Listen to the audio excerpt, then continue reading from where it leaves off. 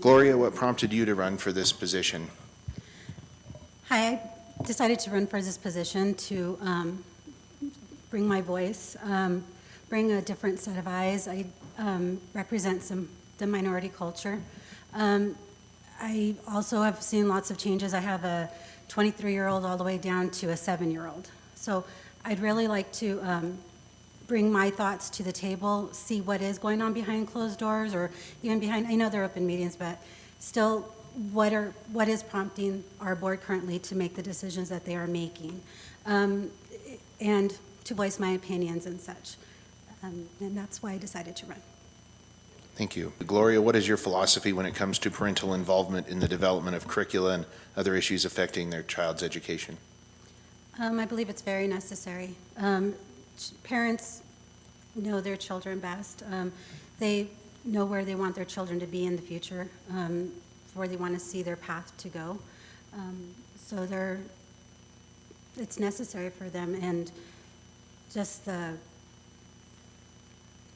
overall, it's very important. Thank you. We'll move on to our next question. Gloria, we'll start with you on this one. The Career Academy is branched into a number of different educational areas.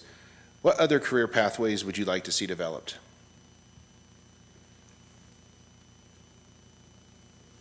I would like to see, besides the Career Academy, some common sense, normal education.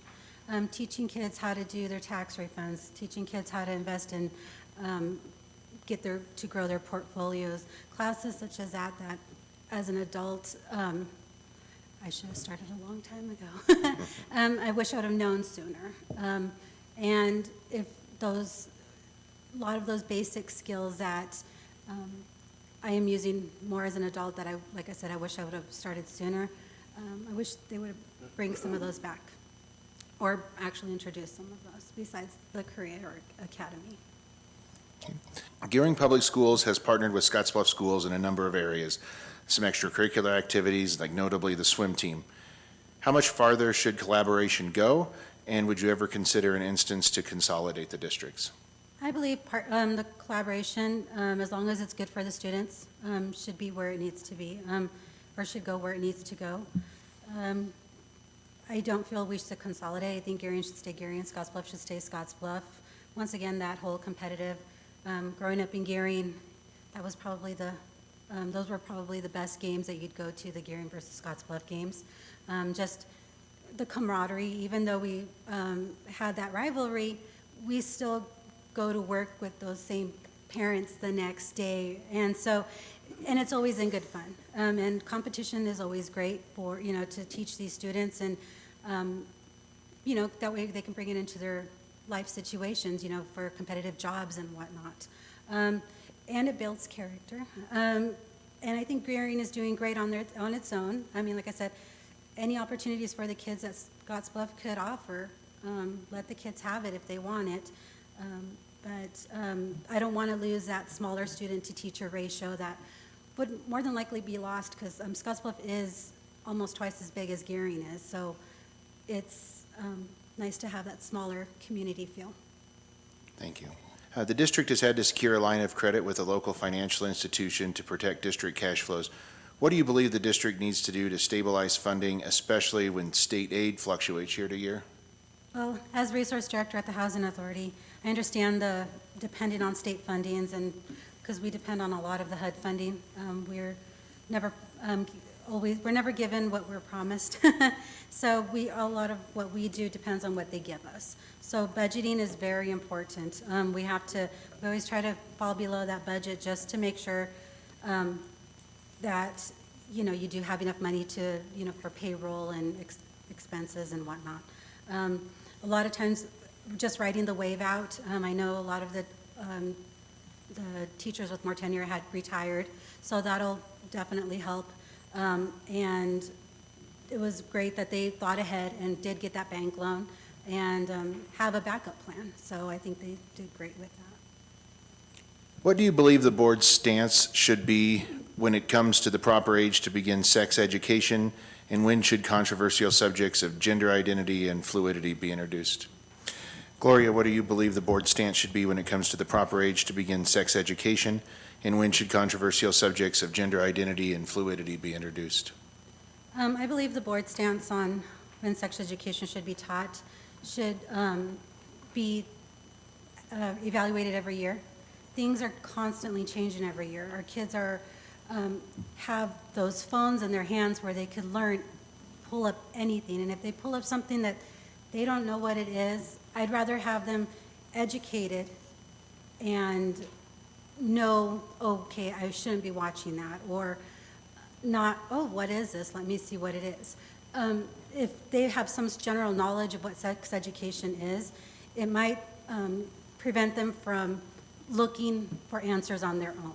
If they have a general, okay, this is what it is, this is what's happening, and maybe they won't be so scared when it does happen to them, when things come up, or, just anything can come up. I raised 5 boys, and a lot of the questions that they had for me, I didn't have answers to. So it was nice to be like, you did learn about that. Let's go over this. Do you have any questions? So having that openness with your child, I think, helped a lot as well. Gender identity, I don't think it should be taught. I think there should be somebody there to answer their questions once again. If they have any questions, they should know who they can go and talk to in case parents don't know what the answers are. So, yeah, they should have somebody there to help them through anything. Thank you. Rita, should the grading scale be that rigorous, or should it conform more closely to post-secondary grade scales? Having gone through that same grading scale myself, it did push me. It pushed me really hard. I think it made me be the overachiever and the perfectionist, and to look for all those other aspects to hit that A every time. But on the other hand, it doesn't give our students a level playing field with even just our neighbors here to the north. It's not fair. And I know life's not fair, but it's not fair to our students that we are setting the bar this high when they can have the same opportunities that a student with a lower grade has right across the river. So I would be for changing it back to the 90 to 100. I mean, if the student wants to hit that 94, that 95, 96, great, but also give that chance to the 91s and 92s. That in Gearing, if they had a 92, they'd have a B, and in Scottsbluff, they could have a 91 and have an A. So colleges look at that. And once again, that whole level playing field, I think, is very important. Thank you. Gloria, at the end of your 4-year term, if elected, how would you define success? I would define success if all of the adults would be on more of a united front to represent, like I said, a more united front for the children of the future. Right now, there's a lot of division, there's a lot of arguments, there's a lot of animosity, and I would like to see, these children need role models, they need somebody to look up to, and if the adults are bickering, fighting, not agreeing, that's just not good for them, because then they start to feel like, oh, well, they start to, I don't want them to start, keep questioning the way they feel that it's wrong or whatnot. If they see adults on a united front all coming together for their benefits, for their, well-being, that would be success to me, for, to be better role models for these children, and also to get reelected. Thank you. Okay, we will give each of you 1 minute for closing statements. I decided to run to be able to bring my perspective, a different perspective, to the board and to represent. I also would like to make changes and be a part of something that really does affect the lives of many.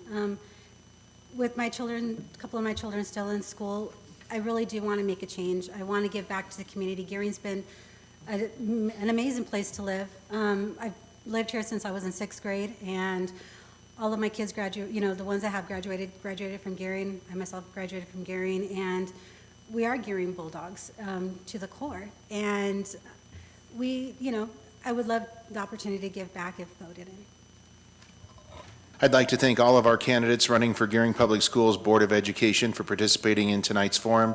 Greg, Brian, John, Krista, Rick, Mike, Gloria, Brandon, Colleen, thank you all for being here. We hope you at home, this helps you in deciding who you wish to vote for.